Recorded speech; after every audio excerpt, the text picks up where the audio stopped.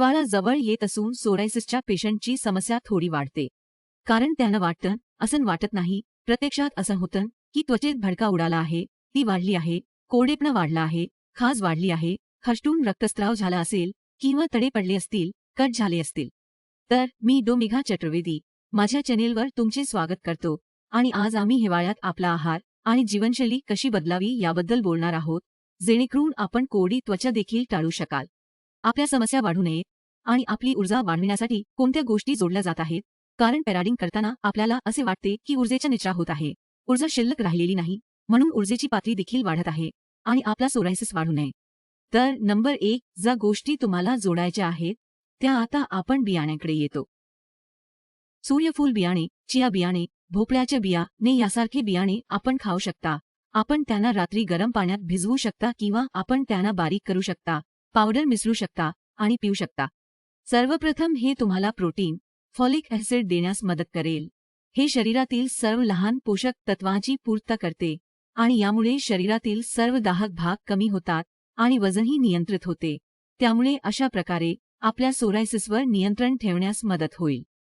पुढे शेंगदाणे.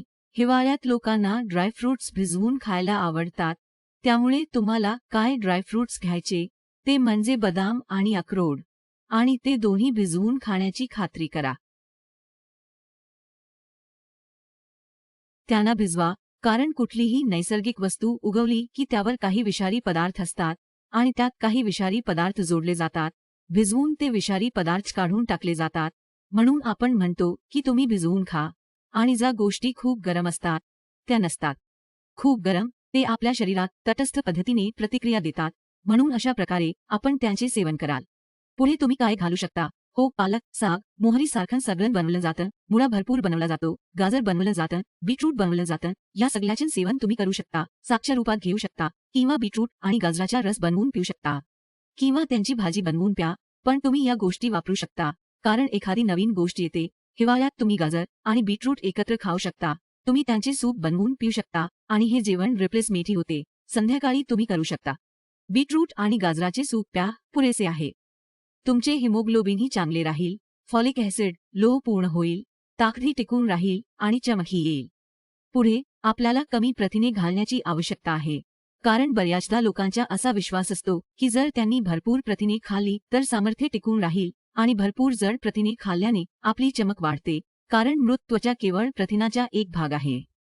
कारण तुमच्या त्वचेत केराटिन नावाचे प्रोटीन आढळते. आता जेव्हा ते जास्त होईल तेव्हा ते जास्त वाहून जाईल, कारण सोरायसिस असामान्य त्वचा वाढत आहे, जी कमी होत आहे. त्यावर नियंत्रण ठेवावे लागेल, म्हणून तुम्ही डाळींसारखा कमी प्रथिनांचा आहार निवडा.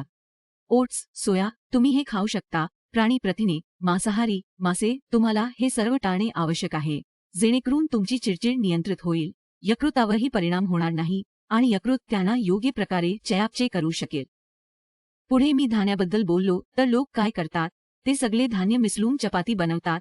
पण सोरायसिसमध्ये कोणते धान्य घेऊ शकता? बाजरी घेऊ शकता, नाचणी घेऊ शकता, गहू घेऊ शकता, चणा घेऊ शकता, ओटमील देखील घेऊ शकता आणि तपकिरी तांदूळ. आता असे करू नका की तुम्ही चारही दाणे मिसळून मग चपाती बनवली आहे.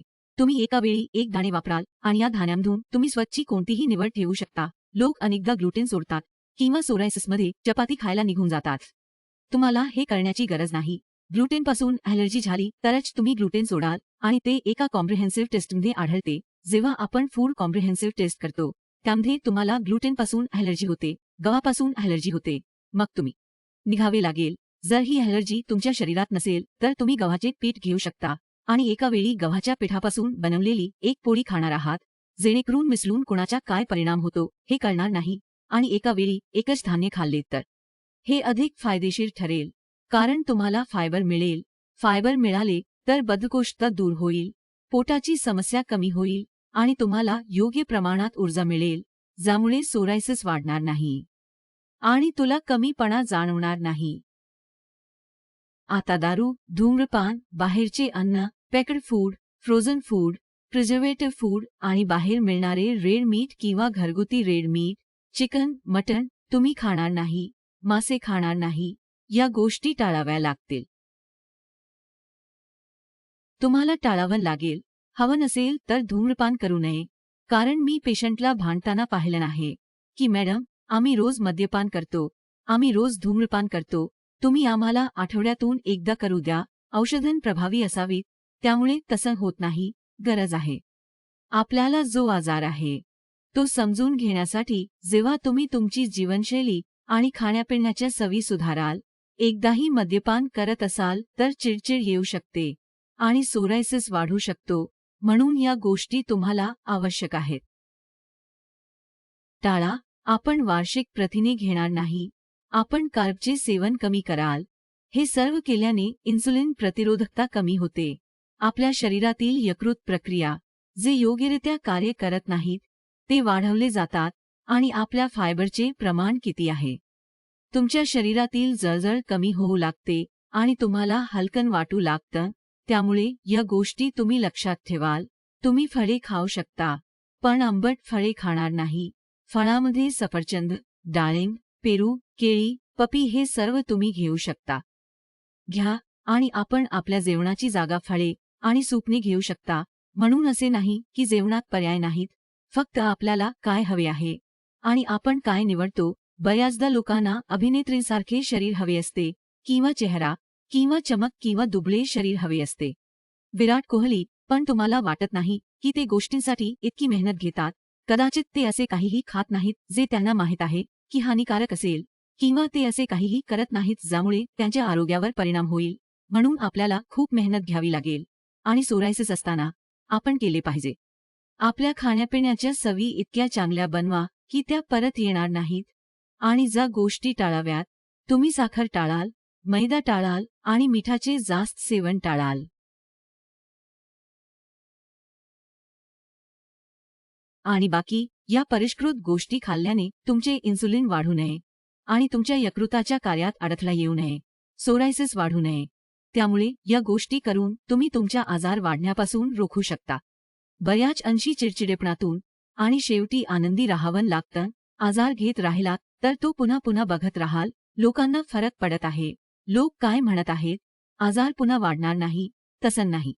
जा आणि तुम्ही असेच बोलत राहाल आणि तुम्ही असे विचार करत राहाल. त्यामुळे कदाचित आजार दूर व्हायला वेळ लागेल. तुम्ही डॉक्टर बदलत राहाल, पण कदाचित तुम्हाला आराम मिळणार नाही. म्हणून तुम्हाला आनंदी राहण्याची गरज आहे. तुम्हाला एक घेऊन येण्याची गरज आहे.